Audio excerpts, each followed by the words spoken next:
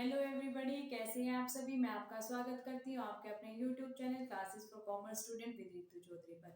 कल की क्लास में हमने पढ़ा था shares of issues of shares consideration other than cash. आज का हमारा टॉपिक रहेगा कॉल्स इन एरियर। तो देखिए कॉल्स इन एरियर क्या होता है।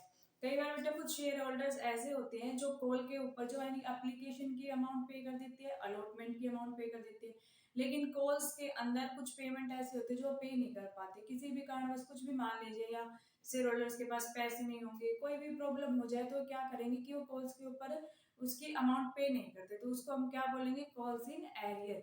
कि हमारी कॉल्स पे कुछ अमाउंट ऐसी है जो शेयर होल्डर ने पे नहीं करी है, तो उस अमाउंट को हम क्या बोलेंगे, कॉल्स इन एरियर बोलेंगे।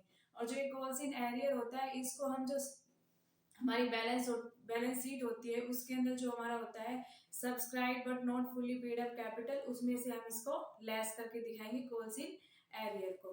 तो देखिए कॉल्स इन एरियर का मीनिंग क्या होता है।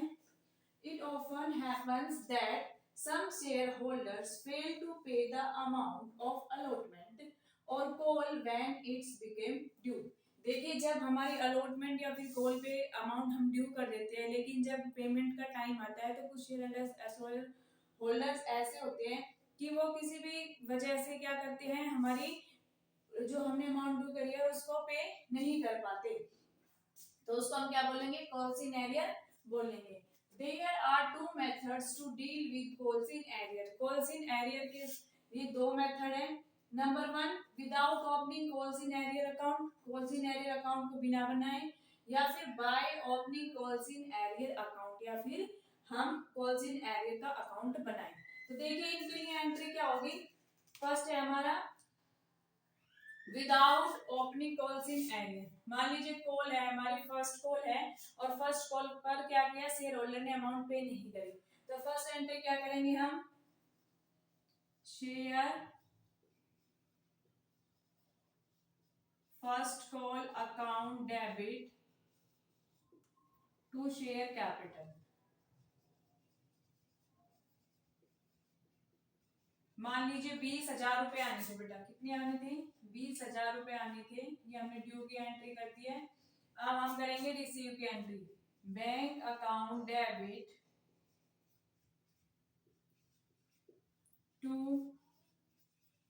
Share first call. अब मान लीजिए एक शेयर होल्डर है जिसने हमारे 20,000 की अमाउंट करी थी कॉल पर, लेकिन बेटा हमारी 19,000 है, यानी कि 1,000 रुपए मान लीजिए कॉल्स इन एरियर हो गए, तो हम बना रहे हैं without opening calls in arrear. तो यहाँ पे हम क्या करेंगे बेटा, डायरेक्ट माइनस करके दिखा देंगे, यहाँ पे लिख देंगे 19,000। अब यहाँ पर 20,000 नहीं लिखेंगे, क्या लिखेंगे, 19,000 लिखेंगे कि 1,000 का था, कॉल्स इन एरियर था। ये वाला मेथड तो कब अप्लाई करते हैं, जब हमें क्वेश्चन में बोला without opening calls in arrear account, हमें कॉल्स इन एरियर अकाउंट बनाना नहीं है, तो हम ऐसे डायरेक्ट इसकी पेमेंट ऐसे हम एंट्रीज करेंगे, ठीक है।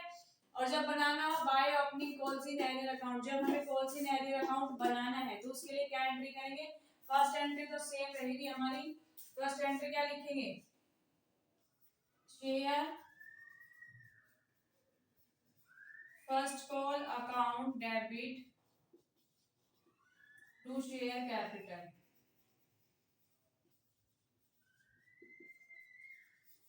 20,000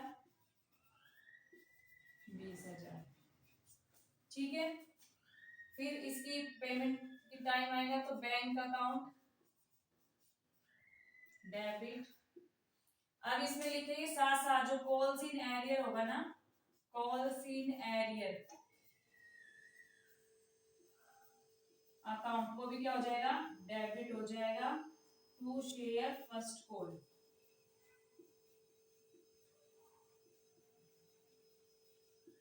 तो बैंक अकाउंट डेबिट पैसे कितने आए, 19,000, 1,000 क्या है कॉल्स इन एरियर, टोटल कितनी अमाउंट ड्यू थी, 20,000। तो ये एंट्री कब होगी, जब क्वेश्चन में बोले bye opening calls in arrear account, ठीक है बेटा।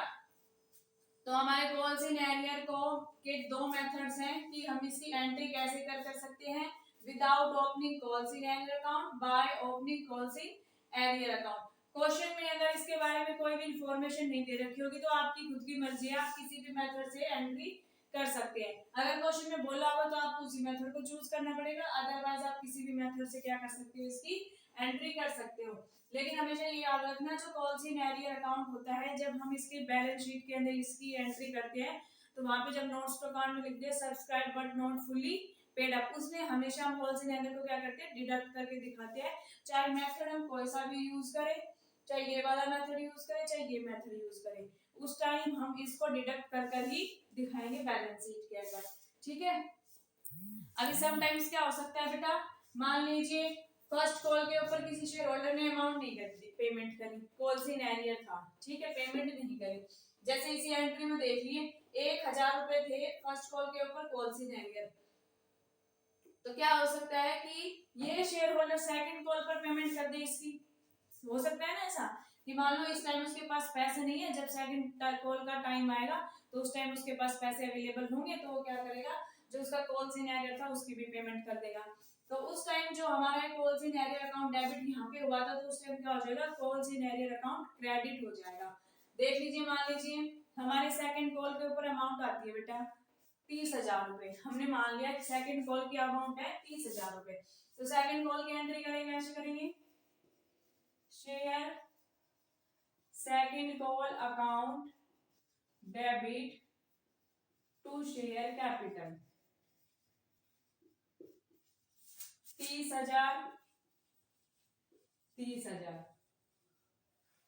अब क्वेश्चन में कह रहा है, जो ही मान लीजिए XYZ कोई भी शेयर होल्डर था, उसने जो हमारी फर्स्ट कॉल पर जो पेमेंट नहीं करी थी, वो पेमेंट कब कर दी है, हमारी सेकंड कॉल के साथ पेमेंट कर दी 1000 रुपए की। तो अब एंट्री क्या करेंगे, बैंक अकाउंट डेबिट, पैसे कितने आए देखना बेटा, कितने रुपए हमारे पास, 30,000 तो ये आई और 1,000 ये आई जो कॉल इन एरियर थे फर्स्ट कॉल के ऊपर, तो टोटल कितने रुपए आए, 31,000। किस किस से आए, टू शेयर सेकंड कॉल के 30,000, टू कॉल्स इन एरियर कितना, 1,000। ठीक है बेटा, आया समझ में। तो कैसे कर सकते हैं हम, जो मान लीजिए फर्स्ट यहाँ पे हमारा कॉल इन एरियर क्या था, यहाँ पे डेबिट था, जब इसकी अमाउंट रिसीव होगी सेकंड कॉल पर, तो ये क्या हो जाएगा, यहाँ पर क्रेडिट हो जाएगा। ठीक है, अब आया आपको समझ में कॉल इन एरियर क्या होता है। कॉल इन एरियर वो होता है जब कोई शेयर होल्डर किसी भी कारणवश अलॉटमेंट की पेमेंट ना कर पाए या किसी कॉल की पेमेंट ना कर पाए, तो क्या हो जाता है, हमारा कॉल इन एरियर हो जाता है, यानी कि कुछ अमाउंट ऐसी होती है जो शेयर होल्डर पे नहीं कर पाते। ठीक है, अब देखिए कॉल इन एरियर, तो अब बेटा इस पर इंटरेस्ट भी लगेगा। कंपनी कहेगी कि आपने इतने महीने हमारी अमाउंट मान लीजिए देनी थी, आपने मार्च को पेमेंट नहीं करी और आप पेमेंट कर रहे हो दिसंबर में, तो कुछ टाइम पीरियड होगा ना, तो कंपनी क्या कहेगी, हम इस पर क्या लेंगे, इंटरेस्ट लेंगे। तो इस पर कॉल इन एरियर पर इंटरेस्ट भी लगता है। तो आइए हम देखते हैं कॉल इन एरियर। तो देखिए बेटा, interest on call in arrear, The company is authorized to charge interest on calls in arrears. Company क्या कर सकती है, calls in arrear पर क्या कर सकती है, इंटरेस्ट चार्ज करती है, कर सकती है, करती है बेटा, at a specified rate mentioned in its article, उस रेट पर करती है जो उनके आर्टिकल के अंदर लिखी होती है।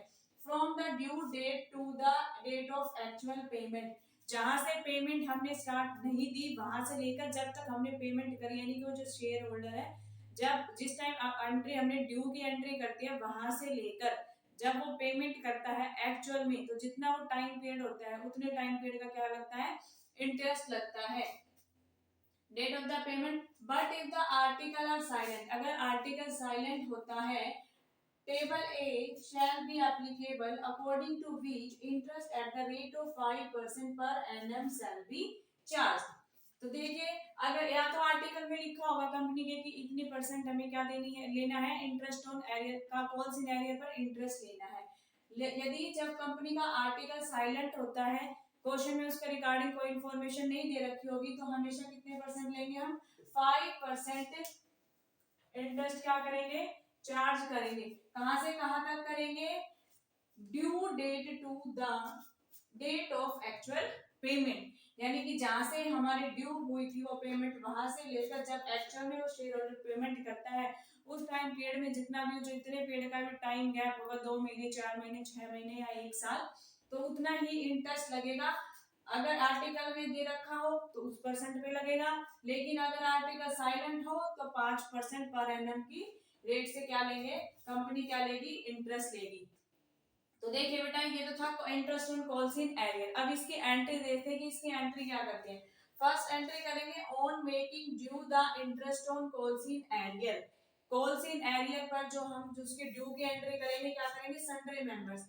सन्ड्री मेंबर कौन, जो वो मेंबर जो हमारी कॉल की पेमेंट नहीं करेगा, उस मेंबर का यहाँ पर नाम आ जाएगा। To interest on calls in arrear account account, ठीक है। तो sundry members account debit to interest on calls in arrears account. जब वो पेमेंट करेगा बैंक अकाउंट डेबिट हो जाएगा टू सन्ड्री मेंबर्स। क्वेश्चन में मेंबर का नाम हो तो यहाँ पे नाम लिख देंगे, ठीक है। ये थी हमारे ड्यू की एंट्री, ये है हमारे रिसीव्ड यानी कि अमाउंट रिसीव की entry. Eight the end of year क्या करेंगे हम, जो कॉल्स इन एरियर अकाउंट है इसको कहाँ पे ट्रांसफर करेंगे, टू प्रॉफिट एंड लॉस में हम इसको क्या कर देते हैं, ट्रांसफर कर देते हैं। On transfer of interest on calls in arrear to statement of P&L at the end of accounting period, ठीक है। यहाँ पे देखिए to interest on calls in arrear, यहाँ पे क्रेडिट हो रहा है तो यहाँ पर क्या हो जाएगा, डेबिट हो जाएगा, इससे to statement of profit and loss account से, ठीक है बेटा। तो ये हमारी एंट्री है interest on calls in arrear से रिलेटेड। फर्स्ट एंट्री है हमारी ड्यू की, सेकंड है बैंक पेमेंट की, रिसिप्ट की, थर्ड है जब इस interest on calls in arrear को ट्रांसफर करती है प्रॉफिट एंड लॉस में, ये at the end of period accounting period जब हमारा समाप्त होता है उस टाइम ये एंट्री होती है, ठीक है। तो आया आपको आज का टॉपिक समझ में। आज हमने क्या पढ़ा, कॉल्स इन एरियर क्या होता है, interest on calls in arrear क्या होता है। कल की क्लास में हम इससे रिलेटेड एक क्वेश्चन लेके चलेंगे जिसके अंदर इंटरेस्ट की भी एंट्री करेंगे और कॉल्स इन एरियर की भी एंट्री करेंगे, ठीक है बेटा। आशा करती हूँ आपका आज का सेशन अच्छा लगा होगा। अगर आपको मेरी वीडियोस अच्छी लगती है तो जरूर से वीडियो को लाइक करना, चैनल को सब्सक्राइब करना। मिलते हैं नेक्स्ट वीडियो में।